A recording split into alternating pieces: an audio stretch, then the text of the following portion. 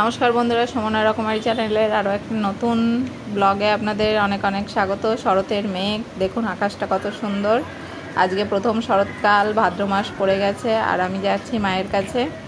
তো স্টেশন পৌঁছে গেছি আর ট্রেনেও উঠে পড়েছি। এখন চললাম মায়ের কাছে। কী কারণে, কিসের জন্য যাচ্ছি তো সেটা তো আপনাদেরকে দেখাবোই। সঙ্গে থাকুন, পুরো ভিডিওটা এনজয় করুন।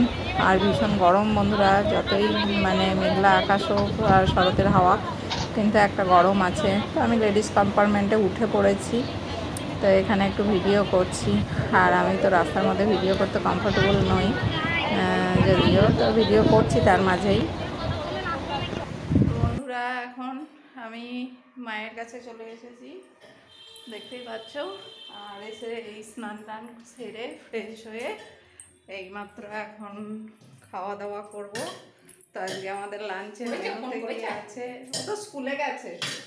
লাঞ্চের মেনুতে কি আছে সেটা দেখাই। আর ভীষণ গরম।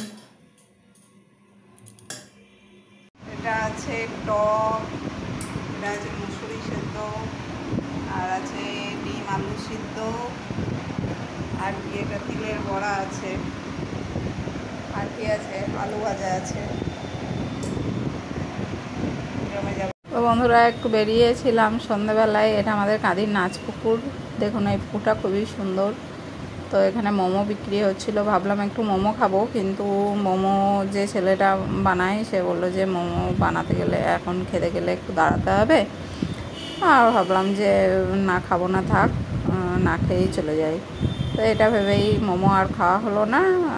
এখান থেকে চলে গেলাম, গিয়ে বাড়িতে গিয়ে প্রচুর কাজ, হ্যাঁ, সেই কারণে আর মোমোটা খেলাম না। আর এর ভিউটা দেখুন কত সুন্দর লাগছে। Good morning friends. তো কালকে তো দেখিয়েছি যে আমি এসেছি মায়ের কাছে, আর এখন এই যে চা খাচ্ছি। আমার মা ওঠে ভোর 4টের সময়তে। এই যে 4টে থেকে উঠে সেই জায়গায় আজকে 5টা হয়েছে। মায়ের অনেক প্রবলেম হয়ে গেছে 1 ঘন্টা লেট হওয়াতে। কি যে করে একা মানুষ 4টের সময় উঠে তা জানি না। বন্ধুরা, চা খেলাম, চা খেয়ে যে উপরে এলাম। আর আমাদের উপরটার অবস্থা দেখতেই পাচ্ছেন। 1 মাস আগে এসে আমি এই আগাছা জঙ্গলগুলো পরিষ্কার করেছিলাম, কিন্তু আবার সেই জাকার তাই হয়ে গেছে। আমার ফুল গাছগুলো আবার সেই আগাছাতেই গেড়ে বসেছে। তো এগুলো আবার এখন পরিষ্কার করব। এই অবস্থা এখন দেখতেই পাচ্ছেন কি অবস্থা। এবারে পুরো আগাছায় ভর্তি হয়ে গেছে বর্ষাটা।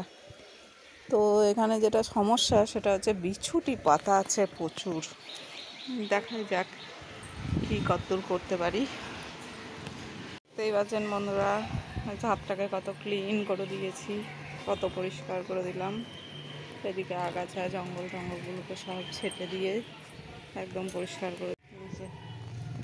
পুরো ছাদটা আমার একদম পরিষ্কার হয়ে গেছে। গাছের গোড়ার আগাছাগুলোকেও ছেটে দিয়েছি। আজ প্রচুর ফুল ফুটেছে। এই গাছগুলোকে কাটলাম পরিষ্কার করে। এই যে এই গাছগুলো পুরো কেটে দিয়েছি পরিষ্কার করে। ওই দিক থেকে সব আগাছাগুলোকে আমার ছাদ থেকে সরিয়ে দিলাম, কিন্তু ওই নেমে তো কাটা আমার পক্ষে সম্ভব নয় বন্ধুরা। আর ছাদে সুন্দর হাওয়া দিচ্ছে, ভালো লাগছে ছাদের এই হাওয়াটা সকালবেলাকার। তো এখন ঘরটা মুছে নেবো, ঘরটা মুছে নিয়ে স্নান করে নেবো। আজকে একাদশী, তো সকাল সকাল স্নানটা সেরে ফেলি। তো আসছি বন্ধুরা স্নান টান সারার পরে আবার আপনাদের সাথে কথা বলতে। হ্যাঁ, তো বন্ধুরা, আমাদের এখন একাদশীর খাবার খাওয়া হচ্ছে সকালবেলাতে।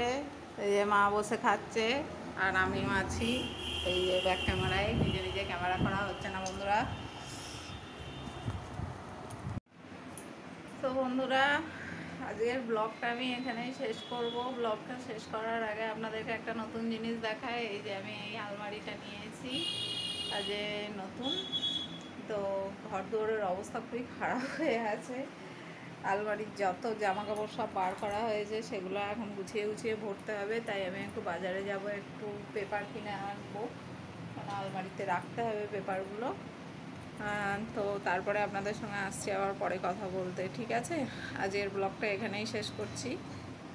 আর দেখুন বন্ধুরা, এই যে জামা কাপড় আর মায়ের আলমারিটা, এই যে আমার আলমারিটা, মায়ের আলমারিটা নিচে নামিয়ে দেওয়া হয়েছে। আর এই যে জামা কাপড়, খাটের অবস্থা এইরকম। তো আমি এগুলো এখন গুছিয়ে নিই, পরে আবার আসছি আপনাদের সাথে কথা বলতে।